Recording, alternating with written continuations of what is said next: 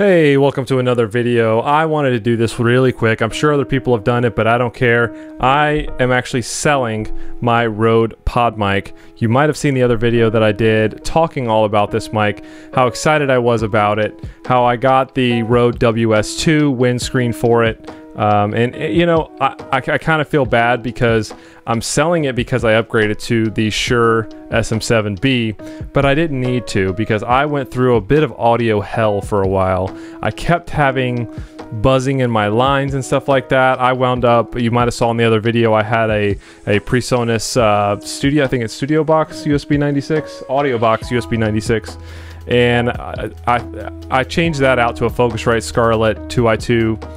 Thought that was the problem, kept having the buzzing, thought it was the microphone, I got this mic, kept having the buzzing. Turns out it was my cloud lifter, which is very rare, but my cloud lifter was putting this weird little intermittent zippy buzz into my recording. So I wound up buying a whole bunch of things I didn't need, but I kind of feel bad because this is a fantastic microphone, but now that I have the Shure SM7B, why would I get rid of it?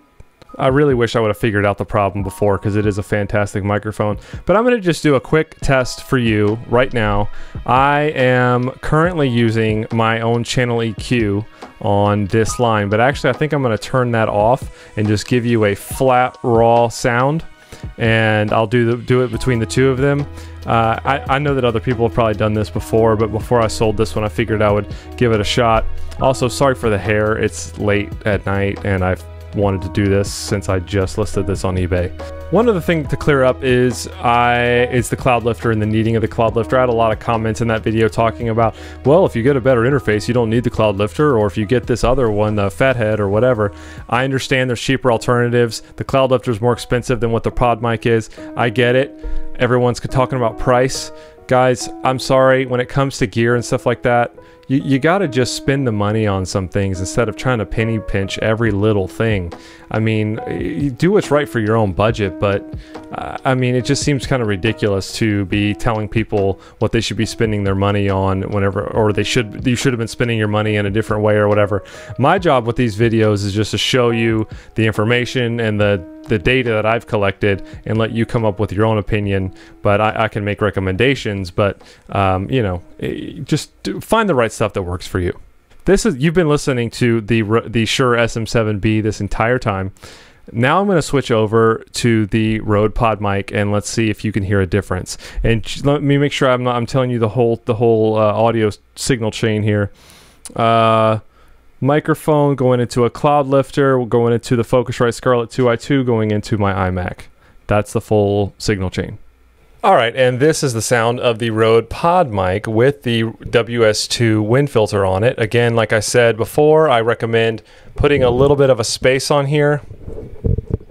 You can see a little bit about that much of a gap. That way, you're not super close right on there. It seemed to be the best for me. But this is a test of the Rode Podmic. I've really been getting into audio a good bit lately, and like I said, I was in audio hell for like a solid week or so. Even bought a Furman power conditioner, which is a good thing to have anyway, because it's a surge protector and everything like that too. And if you get lightning strikes, it doesn't zap all your stuff, so that's a great thing. But I wound up spending a lot of money when I didn't really need to. So I hope I'm giving you a good test of the Rode Podmic. This is a test of this microphone. While I'm testing this mic, I'd like to take the opportunity to tell you to please follow me over on twitch.tv/isotaco. That's ISO taco, one word, where I play games, but I also have people hang out in my chat where we talk photo video. I'm trying to kind of merge this YouTube stuff and my photo video love and passion and career as a professional with Twitch and playing games. I'm sure there's a lot of you that do the same thing. So follow me over on twitch.tv/isotaco. I should have also said that I have my preamp gain at about halfway, 50% on the Scarlett. This is a test of this microphone. This is a test of this microphone. This is a test of this microphone. This is a test of this microphone. I actually just watched back some of that footage, and after throwing this audio over, I've recorded this in GarageBand. I certainly prefer the SM7B now that I can really kind of test them both back to back. I still wish that I didn't have to spend the money on it, since the Podmic is a fantastic mic, but I'm glad that I have this microphone now. There's a reason why so many famous podcasters and people use this microphone. It has a really natural tone, in my opinion. In a second, I'll throw on the EQ that I use for this mic. Tell me what you think. I think it kind of sweetens it up a little bit and it sounds nice. But if you are a little bit budget conscious, I would really challenge you first to really think, is the microphone the thing that I want to be budget conscious on? Because you're already going to have a way to get these XLR microphones into a computer, whether that be the $600 Rodecaster or like I'm using the Focusrite Scarlett, which was like $150 going into my iMac. So you're going to have a way to process these anyway, or a Zoom, which are a few $100s each as well.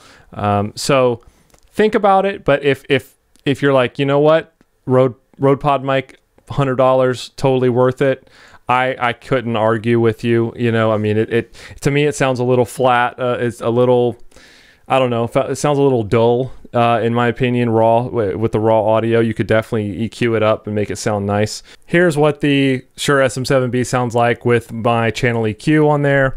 I will kind of throw up on the screen a screenshot of what it looks like in GarageBand. I'm happy with how it sounds currently. I'm always tweaking it.